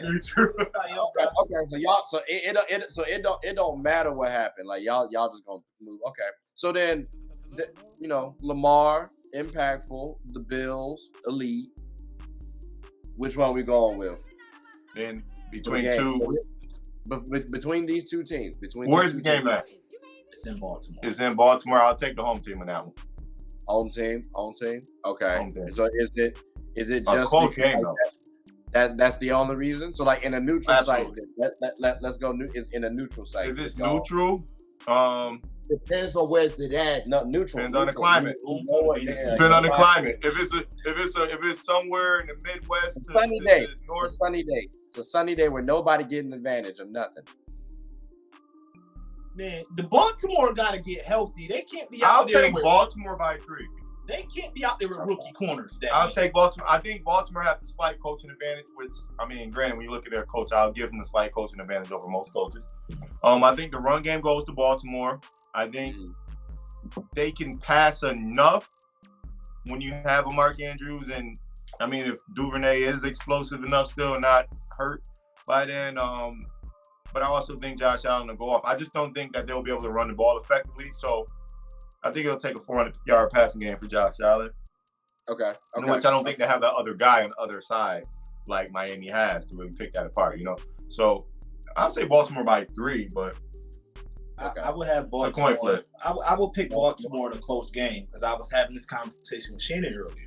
And I said, when I look at the Bills' schedule, that week 4 against Baltimore stands out to me because, again, Lamar is so damn electric that what he brings to the table can just it can't hurt you. It's almost like a Steph Curry kind of effect. Like once them threes start raining, you can't do nothing about it. Like no matter if you're behind or up on the score, once them threes are raining in Golden State, you ain't gonna do nothing about it. And Lamar kind of has that effect to where he can control the game so much that he can match that energy. It comes down to neutralized that Buffalo defense for sure. Baltimore's defense not looking crazy how it looked against Miami when they had, I think they had 2 rookie safeties or 2 rookie corners or something playing. Yeah, but bro, you got Trico and Jalen. No team has that. Yeah, but that's ridiculous. You can't have rookies out there in that case, bro. Nobody can do nothing. Yeah, but putting rookies through hell like that. Buddy was butt naked open. Like bro, I don't understand how that's even possible. Yeah. The fastest man in the league by far that I've seen. How do you let him get behind and then you? How do you not plan for that? And Jalen Waddle is flat on check. What you got, Chris? Even though it's my squad, and no, I'm not. No, I'm about to say he been adamant about these bills. So, like I said, his Ravens might not be paying the bills right now. Well, the Bills got to lose the game this year, brother. You know not the people in Buffalo. That's not what they're saying. Okay. I mean, low key. How you feeling? I say low key. The Bills' two toughest games is Miami on Sunday, and then a following Sunday night against Baltimore in Baltimore. Back. So then, who you going with? Who you going I got a with? question. One team. Okay. I gotta go with. I got My Ravens. Okay. So we got a sweep for the Ravens. That's crazy. That's crazy. Okay. All right. Okay. I may try to slide the Bills in there. And this has nothing to do on Lamar, but like sometimes I feel like a quarterback need a little help. I don't know if he really got it. Now I like Mark Andrews. That's cool. But I saw, as a Panthers fan, we had Cam Newton and Greg Olsen, and it couldn't get the job done, fellas. Oh my goodness. Yeah. That I was hurt. So I think maybe from a team perspective, Bills might not make it. Now, I have a question. Whenever you're done, by the way. Oh no, I was about to go to the next. Would you rather? Real quick, take 30 seconds, right? So he just brought up the Bills' schedule. So my initial question was going to be, if they lose these next two to Miami and Baltimore, does that change the Bills' confidence and how they come out from week to week now? Are they having questions? No, lose. I feel like you lose two, Okay. especially if you lose two close ones. I feel like that strengthens your confidence, if anything. You ready for this? Okay. Yep. And the thing is, both of the games are on the road. They're not in Buffalo. Both of the games is on the road. So you got to go to a high climate in Miami, and then you got to turn around on the Sunday night, and they got to deal with the bank too. What you got for us? So he brought up their schedule. So, and I asked y'all this for a reason, because both games are on the road, right? Mm-hmm. After that, so if they lose those two games, just hypothetically speaking, of course, they then go and play the Steelers. That's a dub. The Chiefs. In Kansas City. The Chiefs. They play the Green Bay Packers in 3 consecutive games after that. But that Packers one might not be that tough, depending on what? Like depending on how the wide receivers are looking and stuff like that. Like that offense. Bro, you got the best quarterback in the NFL though. I hear you. He doesn't wither without. You know what his record and completion percentage is without Devontae Adams? I ain't just talking about Devontae Adams. I'm trying to make sure, like, is the timing good with the player? There's a little issue with Aaron Rodgers, and he might not be the best teammate. That's the perception. So maybe there's a timing issue. Like one of my homeboys is play wide receiver. Bro, he's talking about that aspect. And I take that. I take that. They're 8-1 without Devontae Adams, without their number one superstar receiver. 8-1. So I mean, you got to talk about the best quarterback in the world, man. 8-2. So 8-2. I'm sorry, I stand corrected. So 8-2. Out of those 10 games, though, like how many of those teams were playoff teams? I mean, I'm sure it was some, but I mean, the facts are the facts. You got to talk about the defense and all that other stuff too. Like, for a guy, you only throw the ball to one person. Yeah, I mean, you're talking about the best quarterback in the world. Their defense is still a top tier defense, aside from what we've seen in week 1, obviously, but. That was just an atrocity by the entire team. But they also did that versus New Orleans last year. I believe Green Bay is more so the team we've seen in week 2 as opposed to week 1, because we saw them do this versus the Saints last year, and look where they ended up. Yeah, I remember last year he said wait and just be patient, stuff like that. But okay. I got 2 concerns about Buffalo, though, Trey. Prohibited favorites to at least win the AFC, respectively. They just my 2 concerns start with Devin Singletary's not it. Mm-hmm. James Cook is not it. Zach Moss is not it. The running game outside of Josh Allen is concerning. Peaking too early is very concerning as well, because history shows the team that gets hot towards the end of the year is the team that usually gets to the bowl at that point. Baltimore, New York. Baltimore, that Joe Flacco run, historic. New York Giants every time. New York Giants were a wild card team. They were 9-7. Tampa did it. Tampa looked crazy the year they won the Super Bowl, the first half of the season. Everybody wrote them off. Look at Kansas City's defense. The year they beat the 49ers, their defense took off. The running game took off. Look at Cincinnati last year. Joe Burrow getting sacked 6 times a game. You're not supposed to win majority of them games, but they were winning majority of them games. But that offense got hot at the right time. The defense did what it was supposed to at the right time. My concern with Buffalo is peaking too early because that is a thing. The team that gets hot towards the mid to bottom of the year is usually the teams that get to that point. Aaron Rodgers won his first ring as a wild card. Ends up getting the first round bye. The last 2 seasons, look what happens. Giants, The only team that eclipsed that first round bye and getting to the Super Bowl and making it look normal is New England. They're historically good at that because they're so well coached with a goddamn Warden as their coach. But, you know, like, so you know that's where I'm at with things. You know, I got Buffalo. Let's not get it wrong, but let's there's cause to pause in a few different areas there. Okay. So they can win the Super Bowl. They're just gonna be losing to the Ravens. That's what I'm hearing though. Chargers back. All right, that's straight. Now, who y'all got? I'm gonna go Chiefs Chargers. Who we got, fellas? And these are actual games, by the way. So Chiefs Chargers. Well, Chiefs just beat them. Yeah, but I think the Chargers are the better team because they have the quarterback that can match Mahomes with firepower. They have the better running back. You know, I mean, Clyde Edwards-Helaire is playing good so far. They got Jerick McKinnon playing, but Eckler is that guy. And once the Chargers also play without Keenan Allen, I believe, as well. So I think once their receiving core get healthy, I think Chargers again.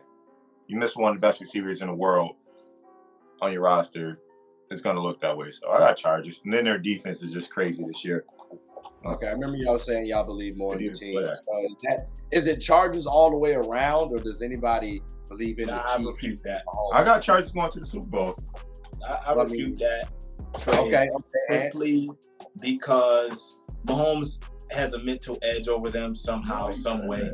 Brandon Staley, you cannot trust them. The defense is there, right?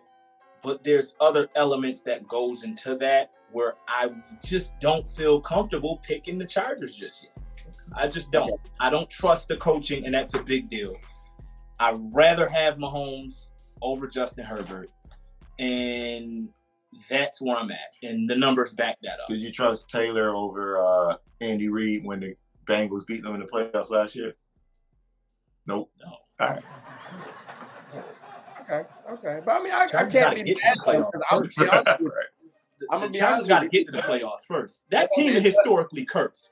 If we could take this Chargers lack of trust back to LaDainian Tomlinson, Marty Schottenheimer, and Phillip Rivers, there's a lack of trust. They always do this. Antonio Gates. Chris Chambers, Antonio Gates. We can go there. We can go there. I don't really trust the Chargers as a whole. I feel like they just haven't really given me they're the organization that's gonna get the job done. Maybe that's a bit unfair, but I mean I don't know. Paper that team crazy, bro. No. Don't get me wrong. From a talent perspective, that team crazy for real. I didn't know they were that good until I was watching a little bit this year. I was like, all right, you see a little bit of improvement. Like Justin Herbert, I like him. Like I really do. I just don't think he's better than Patrick Mahomes. And ultimately, he's not better than Patrick Mahomes. No. I feel like ultimately that's going to always hurt. Or that's going to always be the deciding factor between those two. Unless the Chargers are just that much better than the Chiefs, that's how I think that they win. Like it's got to be a team. The Bengals beat Mahomes with a coach who's not considered a great coach, a trash offensive line, a quarterback who's not better than Patrick Mahomes and makes mistakes at the end of the games as well. Right? But see, they beat him last year. Them weapons are tough, and maybe this is a hot take, but I feel like a healthy Joe Burrow, like you give both of them the same offensive line. Then Justin Herbert. I think Joe Burrow does look. Justin Herbert's unreal, bro. I ain't gonna hold you. Justin Herbert's unreal. Yeah, the main reason. Look at Justin Herbert versus Mahomes. Like people don't realize Justin Herbert outplays Mahomes technically when they go head to head. Last game was standing, but it's a perception. But like, who do you favor? low key, I agree with that fellow. Until They both different, I think. So which one? Yeah, he said Chiefs. I said Chargers, but yeah. Until I trust Brandon as a coach, when it comes down to the 4 quarters, I love Justin, but you name me a better coaching QB tandem than Andy Reid and Patty Mahomes. I can't argue with that at all. I'm not even gonna try to. I think playoff time come though. You got to have a run game, man. When the Chiefs won, they had a defense, but they had a run game. They started running that thing. They started running that pill, man. That's fair. And Austin Eckler got to be able to run that pill. Hold up, though. I'm about to refute a point that I know you're trying to make. Austin Eckler is not a guy that's going to kill you on the ground. It's crazy. Kansas City don't kill you on the ground either. Yeah, but Eckler can control. I've seen Eckler, Joshua Kelly combined. I feel like Eckler can kill you on the scary. ground. Though. Like, Yeah, Buddy nice. Buddy nice. And he on my fantasy too, so I'm kind of hoping he does. I'm kind of hoping he doesn't work. But okay. I was ahead of the curve on this. It's 2 weeks in, right? I don't really get too caught up in this. It's so early in the year, but you got to make decisions and make picks and all that. But over the summer, I say, yo, listen, if you look at the AFC West, the Chiefs are the least talented team in that division as presently constructed. Top to bottom. But they have they have the best quarterback and the best coach, and that speaks volumes. And they probably got the worst defense, on paper at least. They beat the Chargers real well. They beat the Chargers and they smoked the goddamn Cardinals. They ain't saying much, but yeah. So the Cardinals just beat the Raiders. But the Raiders also. Never mind. And I said, yo, listen, I'm not willing to discount the Tyreek Hill leaving. I'm not willing to go into that of a serious struggle that's going to happen. I said, yo, they're going to figure it out because if you look at that Super Bowl year, Kansas City had Tyreek Hill didn't have 1,000 yards. No other receiver had 1,000 yards except for Travis Kelce. Right? They had to revamp their strategy because they got selfish. They got greedy. We just about to throw the ball downfield. Ain't nothing you can do about it. The Buccaneers gave the blueprint. We're going to play a 2-deep shell coverage. You're not getting back here. Whatever you do, they refuse to revamp their offense. They got greedy, just like they did against the Bengals. And here we are now. Tyreek Hill's gone. It's a whole different offense now because it has to be. I think that's a little wild that you said the Chiefs are the least talented team in there. They are. No, they on paper. On paper. On paper, yes. On paper, yes. Even over the Broncos, The Broncos are more talented. That defense. Maybe looking iffy though. Okay, they got 2 starting running backs. They have this tight end they have is low key a monster. I don't know how to pronounce his names too long. But they have like 4 or 5 receivers that are quality receivers. And they got a coach that's a clown. That's what it boils down to. Their defense is crazy. Their defense is crazy. Their kicker is crazy. Like, yeah, they got a quarterback that's, I mean, for whatever people want to say about him, trying to knock him, this guy is still a top 5 quarterback of this generation. Like, let's say we want to say, like, from top to bottom, Trey, they're a little more stacked than the Chiefs. I don't know, bro. Like, and maybe this just because I don't follow it like I should. Like, you know, I know folks in the NBA pretty decent. But when I look at some of these names, like, and I don't mean no disrespect if anybody's watching this. I don't mean no disrespect. But who the hell is Tyree Cleveland? Like, KJ Hamlet. You don't know KJ Hamlet, then you got to know football. You know KJ Hamlet. What? You don't know KJ Hamlet?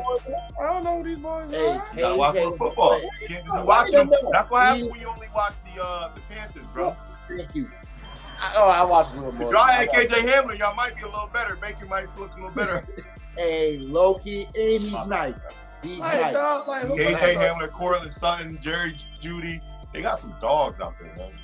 So KJ Hamler like that. That's what y'all telling me. Nah, he is. And then you ain't even talk about my other guy, Tim Patrick. Who's hurt, but yeah, bro, they got some receivers. I'm just saying, bro. They ain't got Melvin Gordon and Javonte Williams. Melvin Gordon, I know Melvin Gordon. You don't know who Melvin Gordon is? No, I said I know Melvin. Melvin cool.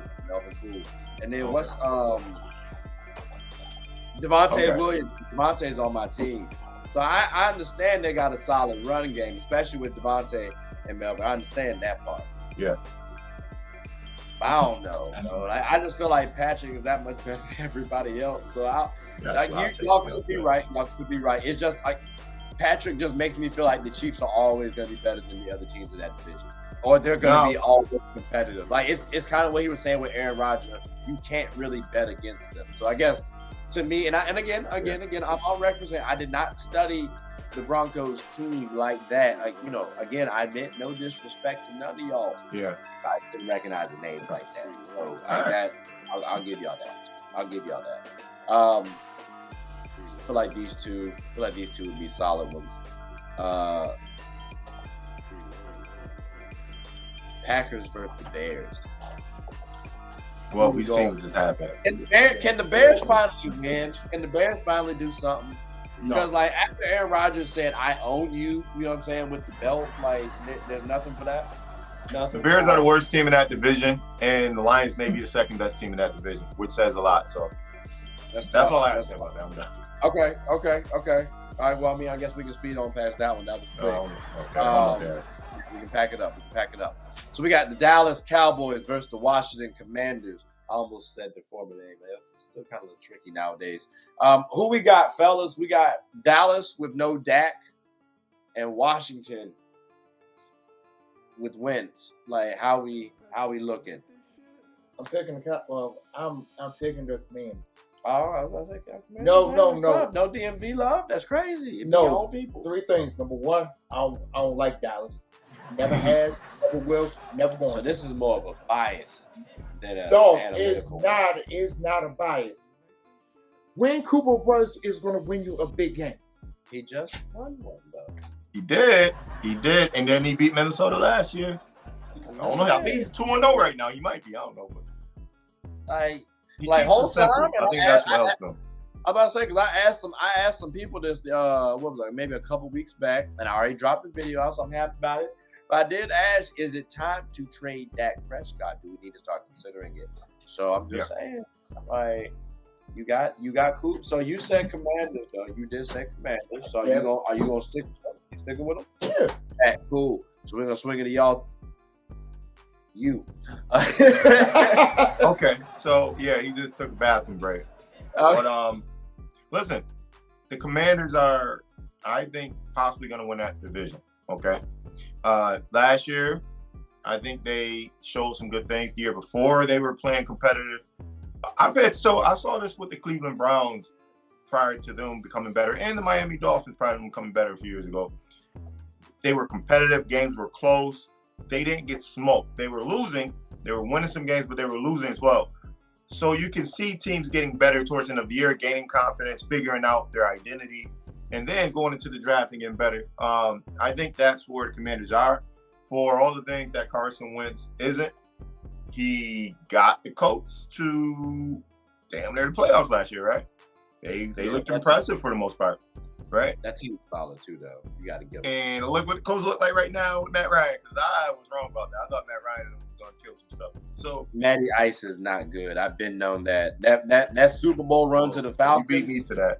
Oh no, come on, he's a former MVP now. Let's not. Luke.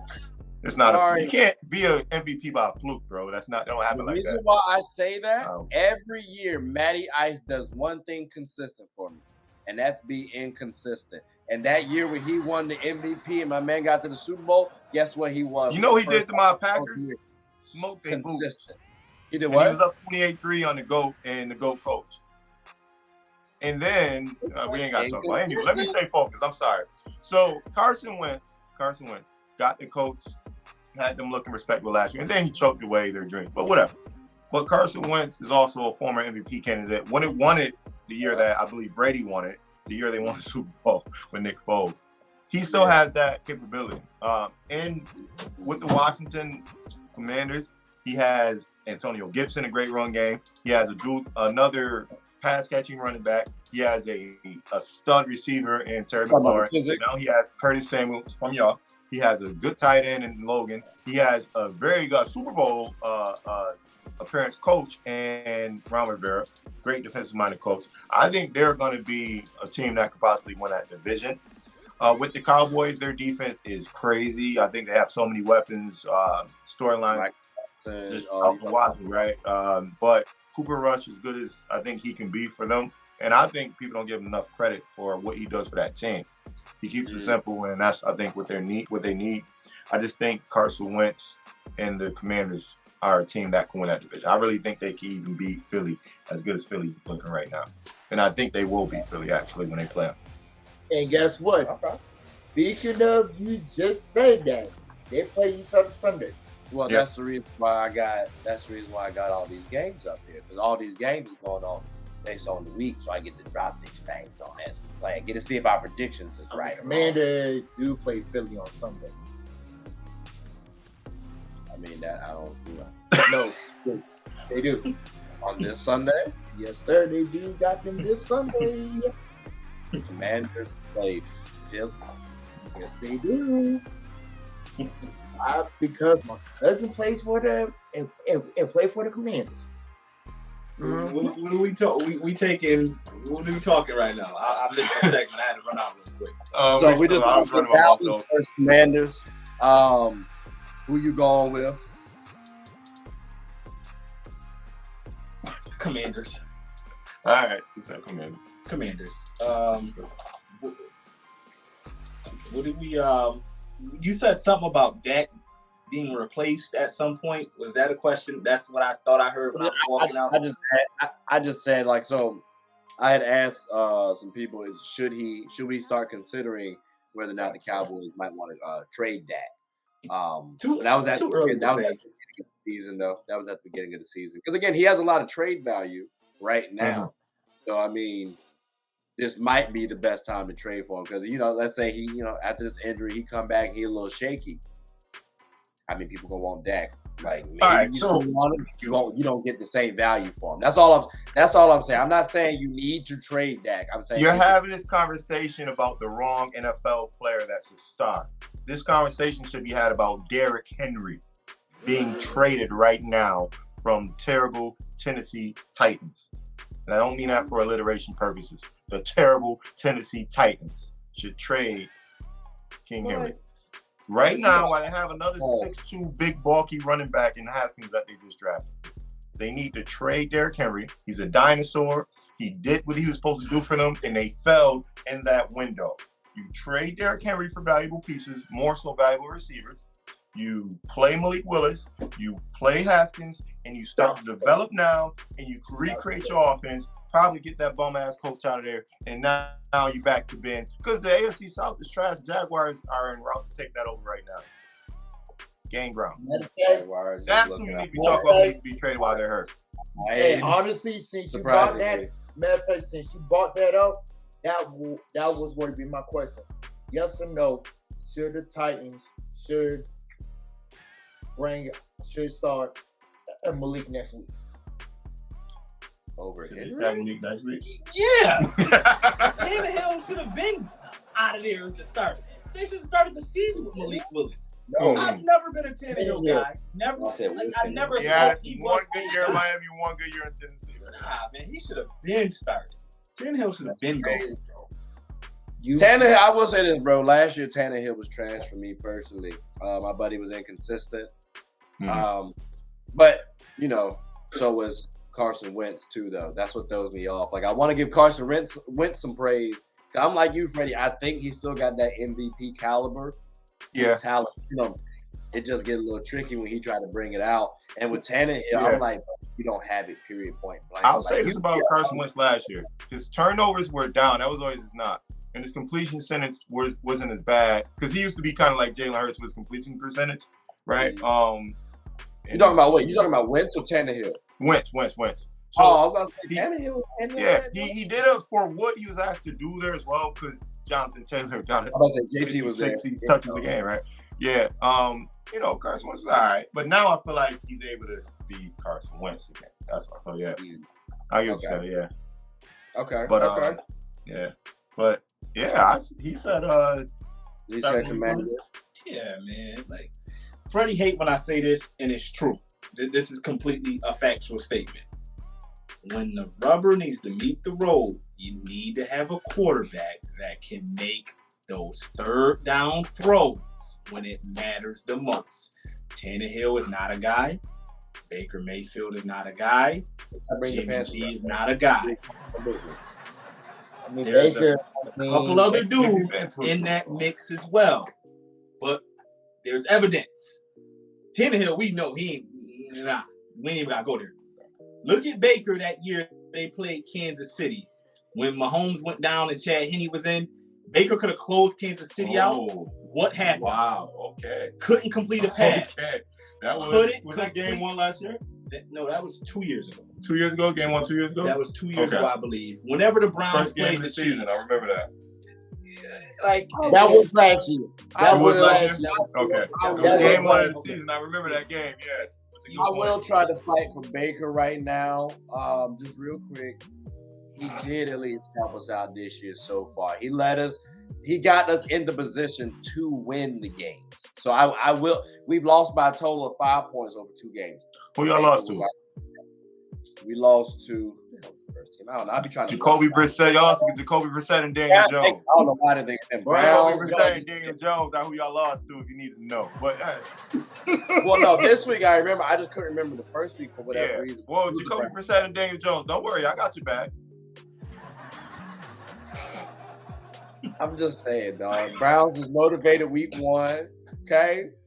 And Giants, I don't know. I don't know what to tell you. But, like, he at least put us in the position to win. That's all I'm saying. Yeah. I'm not trying to talk him up. I'm just trying to say. We got you. No, we got you. We got you. Yep. No, my team. Yeah, we got you. Yeah. Yep. But, yeah. We understand. Yeah. He's not my pick. He's not my pick. Y'all 0 and almost 2. Right? I got you, bro. I understand. You know what I'm saying? There you go. Yeah.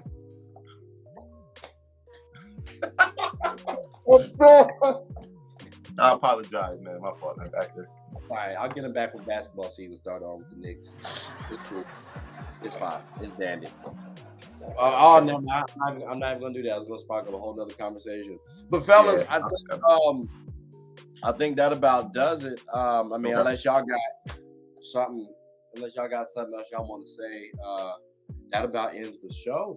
Yeah, I already gave my 2 hot takes. Giants are gonna possibly make the playoffs, and Derrick Henry needs to be traded. Those are my hot takes. So I don't got much to say behind that. Me personally, this is the Bills' last chance. If they don't win it this year, it's going to be some questions. Do you blow it up? Do you blow it up if they don't win? Like you can't. No. You go out and you get a superstar running back and you change your approach on offense. Okay. Oh, so just retool. I got you. Well, fellas, I greatly appreciate y'all coming on. We can definitely bring y'all boys back on the show. Freddie, you come back on. Yeah. You've been back. It's always a pleasure, bro. Always a great time, man. Yes, and I appreciate you coming on, boss. Definitely, anytime you want to show up, you're more than welcome. If y'all got any ideas, any topics that you want to talk about, y'all know we can just get on. Real quick. For sure, man. Always appreciate it, man. Whether if it's basketball or football, and then closing. I'm gonna pop up on y'all for this basketball stuff too, though. I've been hearing a lot of crazy. Lay low. I lay low. Lay on it. I mean, I thought he was talking about in person for a second. I remember they were talking trash and acting like they could hoop. So I'm still waiting to see that. I'm still waiting to see that. You know what's up when I'm rolling up, man. Oh, you got it, Chris? Just let me know. I can get folks into the gym. That's easy. Chris, you play football? Yeah. He better than you or you're better than him? Who's better? Oh, come on now. Let's not do you? That. Oh, I ain't worried then. You better than him. Let's not do that. You better than him? I'm top dog on this video. You better than him, Chris. He better than you in basketball? You just heard him say I'm top dog. Never mind. Ain't nothing to be worried about. He better than you. I'll be him on my offhand, so we good. And I'm going to let you know right now, Freddie remembering me when I was 5'10". 5'10". Off Dragon wasn't even 200. Dragon wasn't. My bad. Yeah. What's the question? No. He was saying he's gonna pop up on us on the basketball. Oh, video. Okay. Okay. See, he always ready to talk sports, so that's why it's always good to have folks like him on the show. Yeah, man. In closing, man, Appreciate the invite, boss. yes, sir. Appreciate it. The Panthers are 0 almost 2, and That's great. Freddie, who's your team again? the Green Bay Packers. So you should have caught me last week. I gotta be quicker than that. No, you ain't want to rep your state though, huh? You ain't want to rep your state. You just want to go to Green Bay. Okay, I have no reason to, man. That's crazy. I have no reason to. Right, you just said the Giants can make the playoffs. I rep the Knicks. That's enough. That's enough. Listen, I'm not repping. No, I'm not doing it, bro. That is suicide. I would jump off the Empire State Building if I repped all these New York teams. Listen, there's two good New York sports teams right now. All right. Yankees and Bills. Yankees and Bills, right? I think we're disrespecting Liberty a little bit, but all right, that's cool. Shout out to y'all. They made the playoffs. Okay, they made the playoffs finally. Okay. Yeah, you know what I mean? Respect to hey, I bought her jersey, whatever. You finally got the jersey? I still got to get mine. I've been at the Sabrina. Oh, you did too? Okay. Yeah. What? I gotta get mine. You heard him? He said Sabrina Oscar necklace. She be hooping though. She be hooping. That's all that matters. Hey, Clearly not enough of you. Yeah, I'm about to say, hey, Sabrina, apparently you need to do more work on the court for somebody to learn your last name. Right, she hooping. Clearly not enough. Hey, man, Barton can't pronounce nothing. He knows what he's talking about. That's a fact, too. Barton can't even pronounce his own name. Well, all right, fellas, man. All right, y'all. I appreciate y'all. I definitely appreciate y'all, boys. We'll do this again sometime. Sounds good, brother. All right, Chris, nice meeting you, man. Have a good one, time.